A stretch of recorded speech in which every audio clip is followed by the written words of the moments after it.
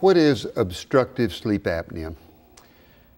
It's a medical condition, in other words, a disorder of your breathing when you fall asleep. And that obstructive word means that there's a blockage in the upper airway. This upper part, really, I say the playing field is from your Adam's apple to your nose. That's where all the action happens. In fact, the treatment for sleep apnea used to be a tracheostomy, where they poke a hole down here in your neck. In other words, you bypass this part of your airway, the problem is solved. But basically, when patients fall asleep, this part of the airway, which is just lined with muscle, starts to get narrow, and as the tissues get close, they start to vibrate, which is the noise of the snore. And then if those patients have apnea, sometimes the airway can collapse entirely, in which case the air that's trying to get down into the lungs gets blocked. And that's an alarming condition to the body.